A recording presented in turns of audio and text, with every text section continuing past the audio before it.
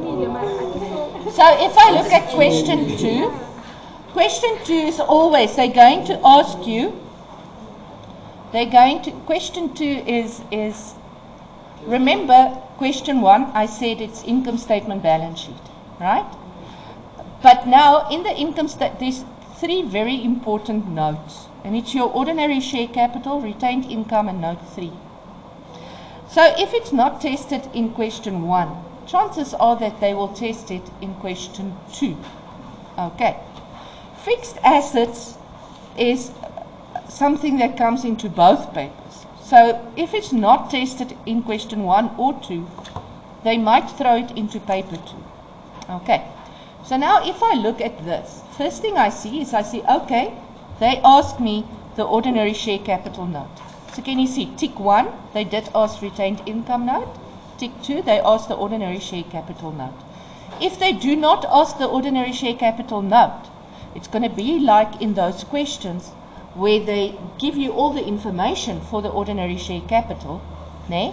And you have to use the note to get to the shares issued or whatever. Okay, but they're going to test it. Then they ask you, so that will always be the note that they didn't ask in question 1. Then they're going to ask you to calculate certain ratios, and then they're going to ask you cash flow statement stuff. Now, I need you to know that calculating ratios is, there's no question about it, you need to get full marks. Okay, so go study your ratios. Don't sit and think it will come to you. It will not come to you. You have to go get it. So, ordinary share capital note. I know if I look at this note, it's always an opening and a closing. Always. And in between, it will be an issue purchase or a purchase issue. Okay. If it's an issue purchase, the average price of the repurchase I will get by saying the closing dividing the closing units. If it's the I don't like all these shadows today.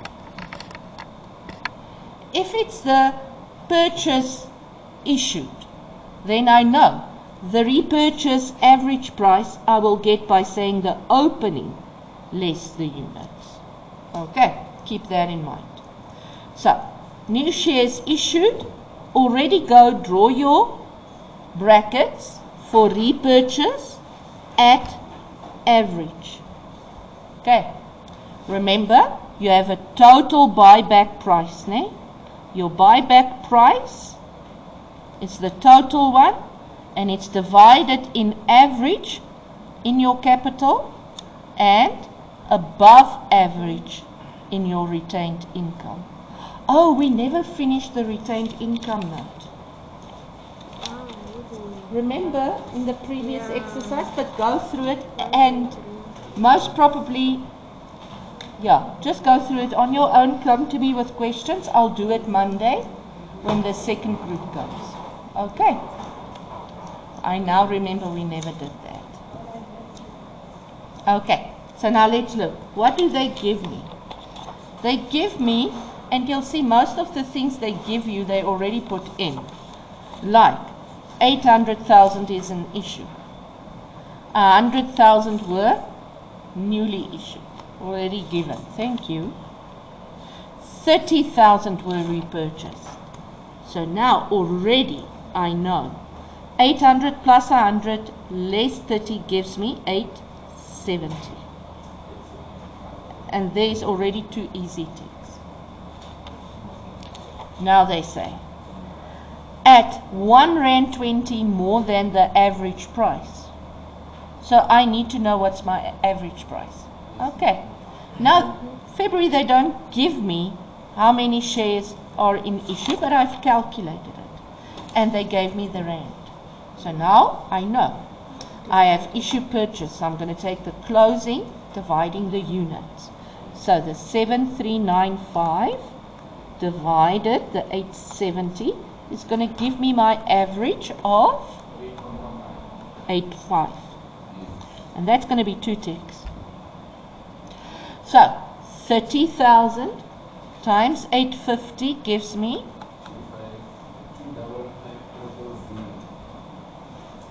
in this class we do not say 000. You're not unique. What do we call 3 zeros? Dalmatian. Thank you. Okay. So now, what is my shares the start of the year? What is my new issued shares? Do they give me balances? Oh yes, they were nice enough. There's my capital, 6.4. So we start 6.4. Already another easy tick, ne? Can I say that 255? If this is wrong, you'll still get your bagel, ne? So I already got 1, 2, 3, 4, 5, 6. So this is most probably only 1.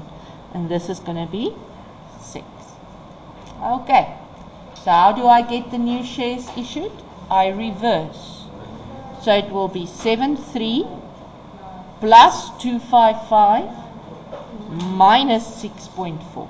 And that gives me 65500. Until the zeros, you know. Yes. this is 666.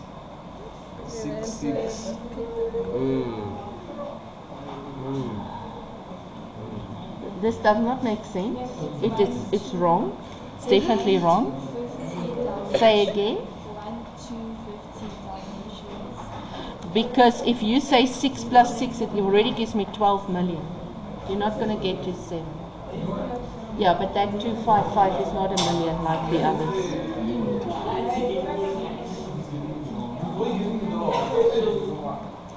You're working everything as millions. Okay, let's go on, you guys. Can I quickly see, is it worth it going on? Thank you. So let me do that because we got 10 minutes left, but I'll go longer if you are working with me. It's already 10 o'clock.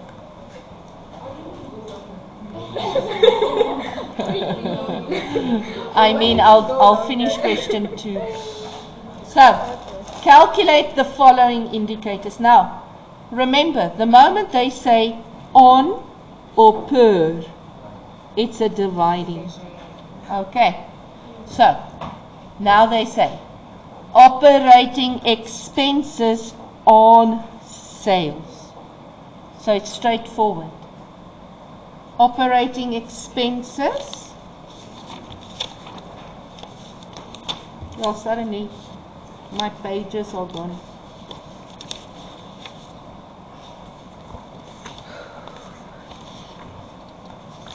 I think I threw away the question 2. Yeah. Let me just pause. Need to go.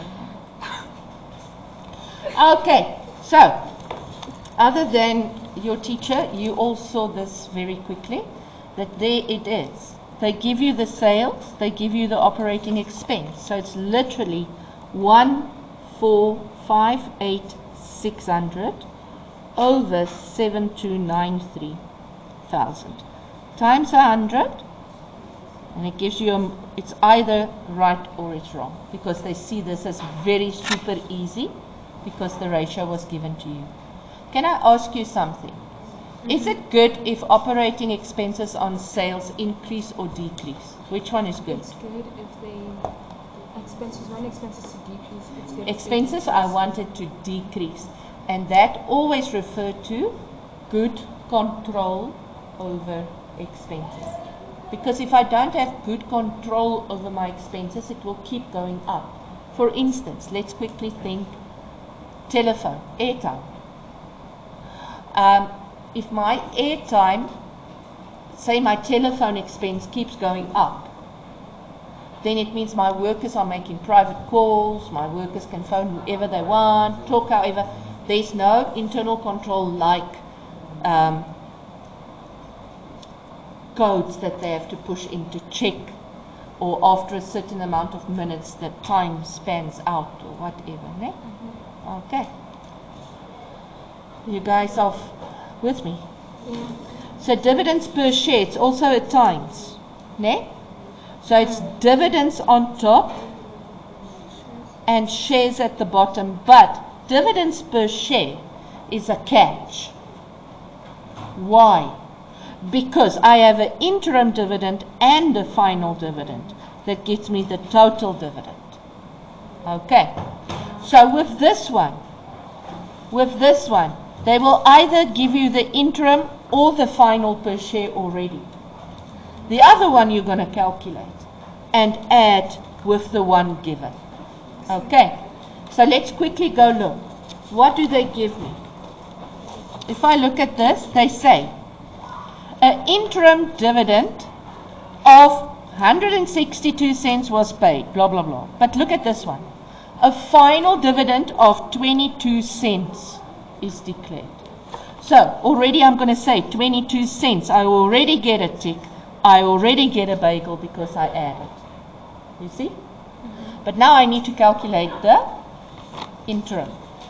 So the interim is 162,000 over how many shares?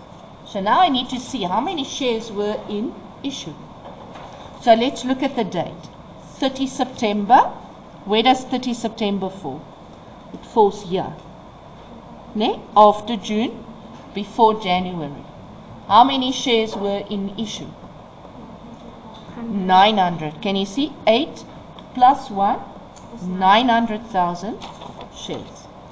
So, times 100, and that gives me what? 18. 18 cents. And that would be 2 ticks, and that gives me 40 cents. Okay. And this catch is always there. So it shouldn't be a catch for you anymore. Percentage return on. So now I know, again, it's going to be something on something.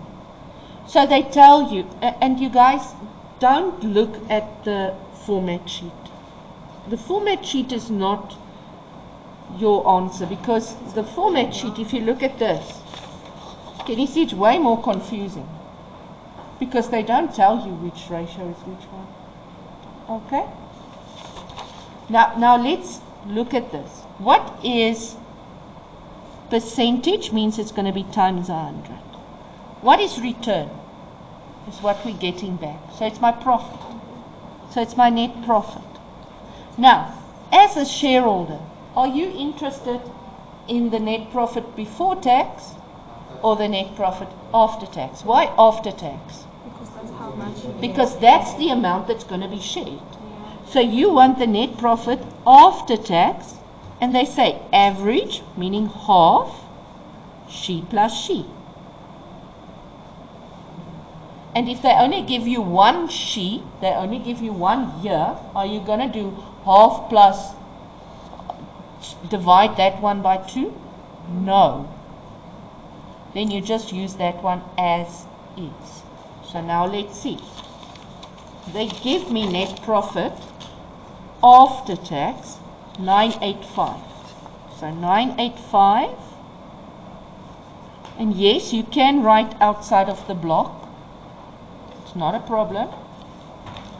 Over half. What's my shareholders' equities? It's those ones. Can you see? And can you see if they don't give it to you, you know what is ordinary share capital plus retained income? Oh, that equals she. Right. Then you just add those two. So it's 8038,100 plus 6450 times 100. Okay?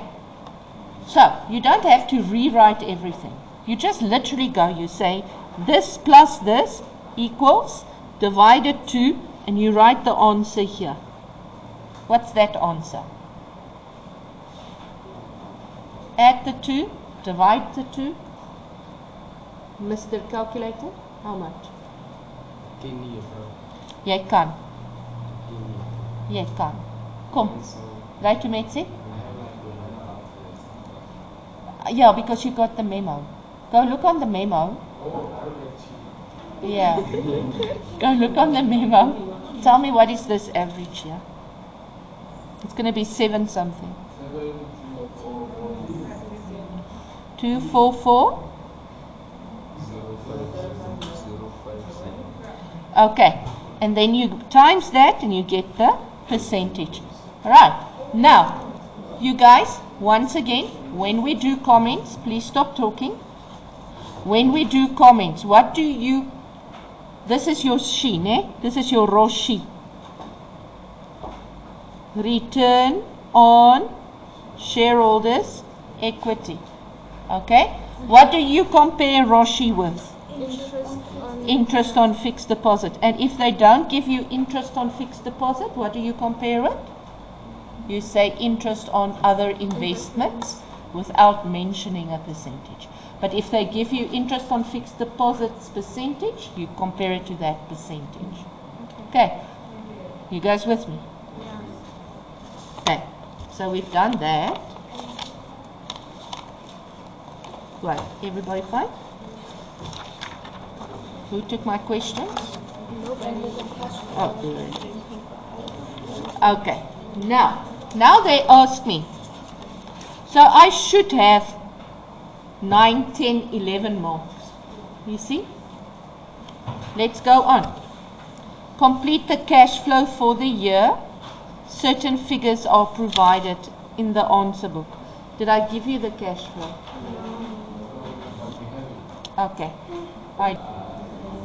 If I look at the cash flow, first of all, once again, you need to know your format. And they always confuse you with investing and financing. You guys, please, never again. Remember, investing is the 3 F's. Buy fixed assets, sell fixed assets, increase, decrease fixed deposits. Okay? So let me make a little visual thing for you. Investing,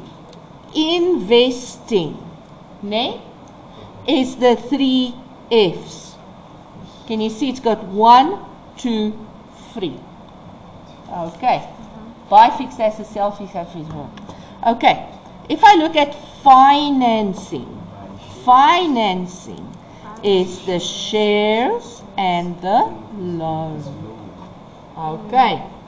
Because financing is about the money. Investing is about buying stuff that's going to make me money. Okay.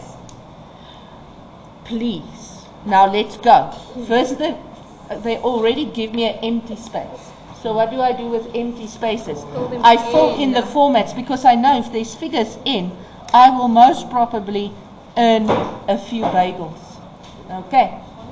Now, interest paid, dividends paid, tax paid. And because of the word paid, I know it's brackets. You guys, cash flow is the one place where you do not have your brackets wrong. Okay. Now, cash flow investing done already, but now they ask me financing. Okay. So financing would be issue shares, buy back shares, and because I say buy, I'm going to bracket because money goes out. Increase, decrease loan. So if the loan increases, it's positive. If it decreases, it's an outflow. So let's look. The cash, I also remember, I always take bank overdraft plus cash and cash equivalents. Okay, so let's do this. So the first thing I see is they tell me, let's start here. They give me capital, they give me, but remember now, we did the ordinary share capital note already. So we are very lucky because we can literally, if you don't throw away your paper, go look back. Can I have yours? Because I threw away mine.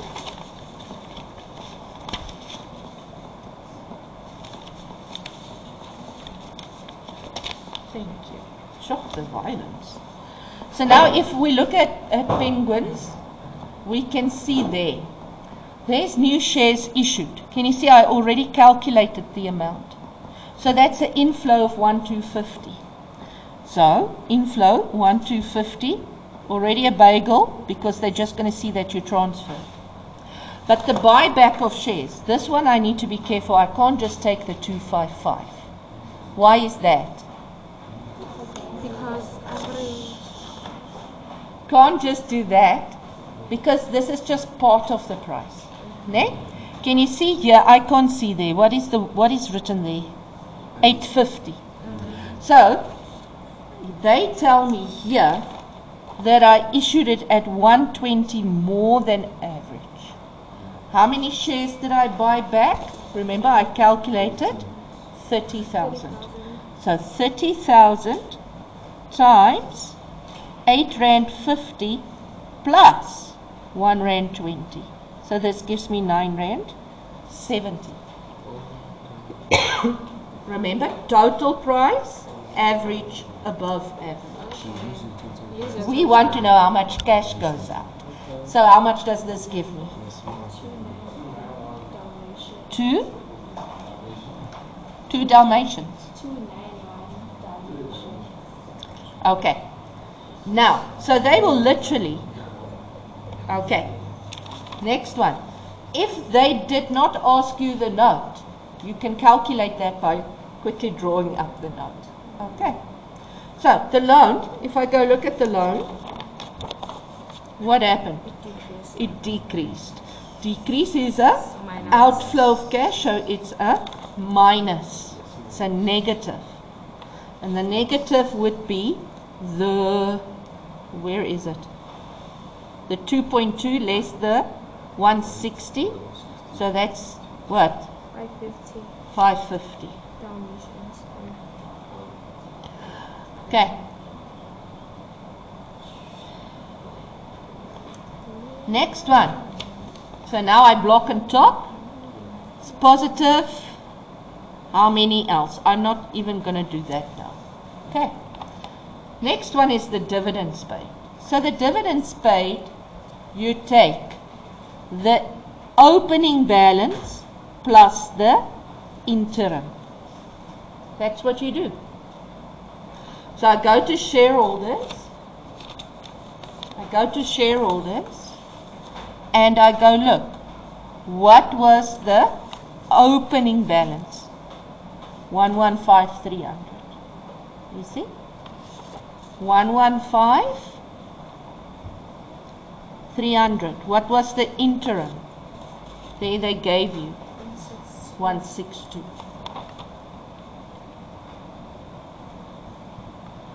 And I just add it, and it gives me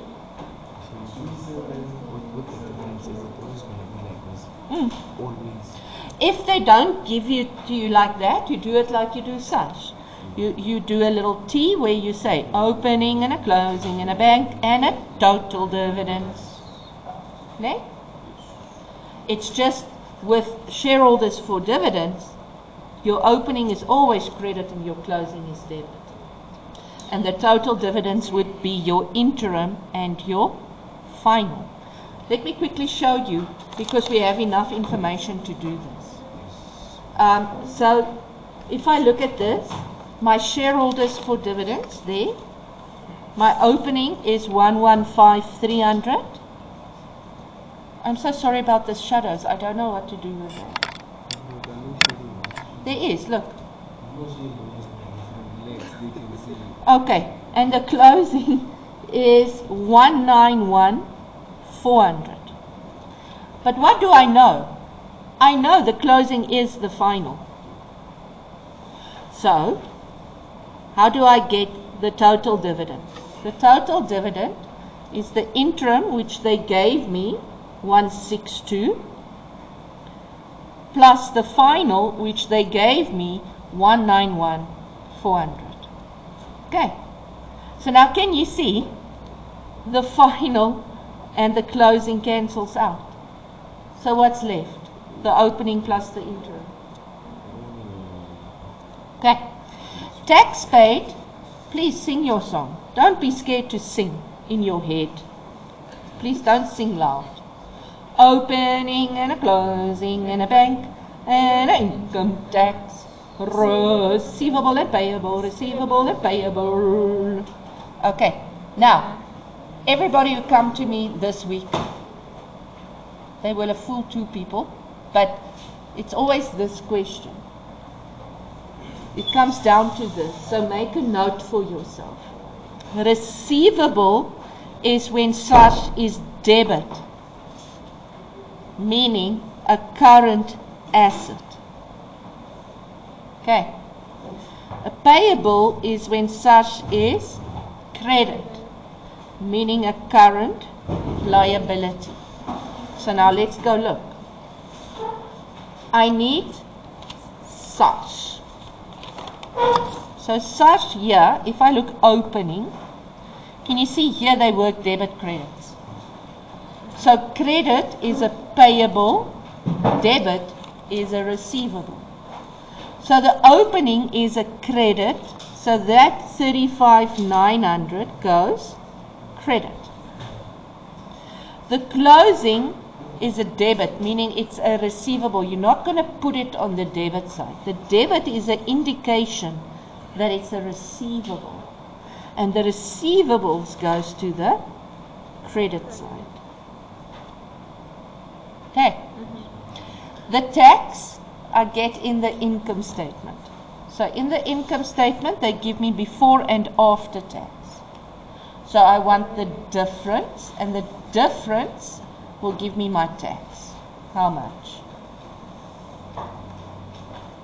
C. Shadows. 364,500. 364,500. And can you see in this case, you'll need to add everything. Okay. So if and please guys, this thing, dividends and tax, they give part marks. It's not final accuracy marks. So please, just show the calculation that you can get part marks. So how much the tax is, I'm not going to calculate. You got the memo. Now I get to the cash. So I work backwards. And remember now, we've seen this more than once. When they ask you to calculate the cash, they give it to you like this, ne? The change, the opening, the closing. But then they do the line there. Ne? You remember they did that? Yeah. So what you do is you go and you draw your own lines. You say, ignore that line. It's these two go here. Okay. You do that for yourself. Because the closing plus minus the opening gives you the difference. Okay. So now because this is how it looks like. I don't know why they do it that way. It's so confusing. And I'm again with the wrong question. Wrong question. Right question. Here we go. So, I've got a bank overdraft, 95,200. So, 95,200 is negative plus. And now I go look, do I have cash equivalents? Yes, 20,000. So, this is going to give me negative 75,200. Now when I go to the opening, I see there's a 0. No overdraft. But they don't give me the petty cash. So now I need to work. Yes. Thank you, Nayo. Sorry. Okay. The closing, I can obviously not calculate the same way. So now, I need to go the alternative route. And the alternative route says, the 118, ne? Minus the 132, plus that whichever one, is going to give me this one. And now I just work it like a normal calculation. This minus equals.